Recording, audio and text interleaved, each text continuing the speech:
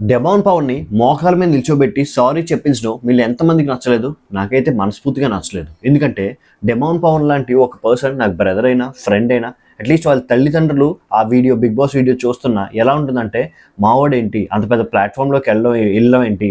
వెళ్ళిన తర్వాత చెయ్యని తప్పుకి అయి పొరపాటున అంటే బై మిస్టేక్‌లీ జరిగిందానికి ఒక ఆడపిల్లకి మోకాళ్ళ మీద నిల్చొని తెలియని ఎవరో అమ్మాయికి క్షమాపణ చెప్పడం ఏంటి? ప్రపంచంలో చూస్తున్న తెలుగు వాళ్ళందరికీ ఒక పెద్ద ప్లాట్‌ఫార్మ్ మీద క్షమాపణ చెప్పడం ఏంటి అని అనుకుంటారు ఖచ్చితంగా.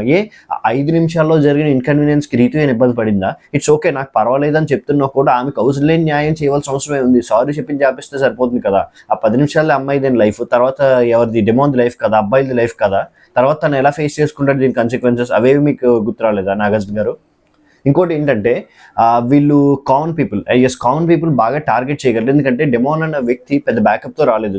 చాలా తక్కువ మంది ఇన్‌స్టా ఫాలోవర్స్‌తో వచ్చాడు. యాస్ ఎ కామనర్‌గా ఎంటర్ అయ్యాడు. అదే ఇలాంటి తప్పు ఎవరు బర్నీ గారు కానీ, లేకపోతే వాడెవడు ఇమాన్యుయల్ కానీ చేస్తే మీరు ఊరుకుంటారా? అంతవరకెందుకు? లాస్ట్ సీజన్ 7 థంబ్‌నెయిల్‌లో పెట్టా కదా! దాని గురించి మాట్లాడుతున్నా. సీజన్ 7లో శివాజీ గారు ఆడపిల్ల మెడ మీద కాలేసి తొక్కుతా అన్నారు. అదేంటి ఔట్ ఆఫ్ ఫ్రస్ట్రేషన్ అన్నారు. నిజంగా మనిషిని తొక్కేసి చంపేస్తా అని చెప్పలేదు అతను. అతని ఫ్రస్ట్రేషన్ బాధ కొద్దీ బర్న్‌ఔట్ అయ్యారు.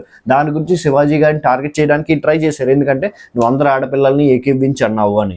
ఆయన ఏ సందర్భంలో అన్నారు? శోభా శెట్టి కానీ, ప్రియాంక జైన్ కానీ చేసిన తప్పుకి రెసిప్రోకేటే ఆయన ఇచ్చిన ఆన్సర్ తప్ప ఆయన ఇన్స్టిగేట్ చేసుకొని కావాలని పులుకుంది కాదే. దానికి మరి వాళ్ళని అనలేదు ఎందుకు రెచ్చగొట్టారని. అందరు ఆడపిల్లలకి ఏంటంటే సారీ చెప్పించడానికి ట్రై చేశారు. అది వర్కౌట్ కావాలి. ఆడియన్స్‌లో ఉన్నోళ్ళ ద్వారా కూడా ఏంటంటే వత్తాసు పలికించేలా చేశారు. అది వర్కౌట్ కాలే. అక్కడ ఆయన్ని చేయలేకపోయారని ఫ్రస్ట్రేషన్ వచ్చింది. ఎందుకంటే శివాజీ గారు నిర్కాటంలో పడని చాలా ట్రై చేశారు ఈయన. శివాజీ గారు ఒప్పుకోలే. అండ్ ఇన్‌ఫాక్ట్ ఏంటంటే హౌస్‌లోంచి వెళ్ళిపోంటే ఆయన కూడా దానికి కూడా రెడీగా ఉంటారని తెలుసు.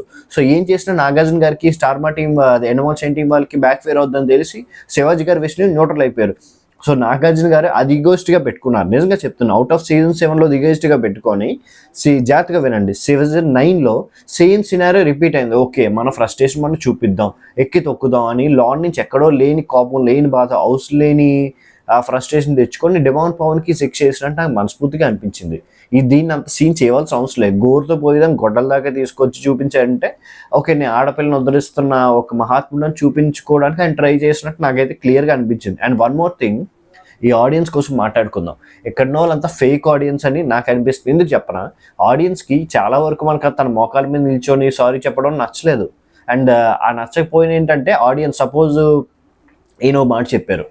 డెమోన్ పవన్ అనే కాదు, ఎవరైనా కంటెస్టెంట్ ఆ మాటకి ఏకీభవించలేదు అనుకోండి, ఈయన ఏమంటారు? ఓకే. ఆడియన్స్ ఉన్నారు, ఆడియన్స్ అని అరుస్తారు. అతను ఏం చెప్తారు? నాగార్జున గారు తానా అంటే ఆళ్ళు స్టూడియోలోనే తందానా అంటారు.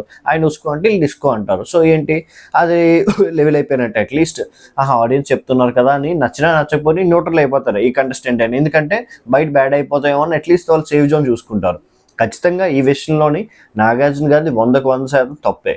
నేను తప్పనే అంటాను. ఈ వీడియో డిలీట్ చేసి కాపీరైట్ చేసినా నాకు పోయేదేం లేదు. బొచ్చు ఈ ఛానల్‌లో నేను డబ్బుల కోసం చేయట్లే కానీ, ఈ వీడియో నచ్చి కరెక్ట్ అనుకుంటే లైక్ చేయండి. లేదనుకుంటే డిస్లైక్ చేసుకోండి లేదా అన్‌సబ్స్క్రైబ్ చేసుకోవచ్చు. థ్యాంక్ యూ అండ్ జై హింద్.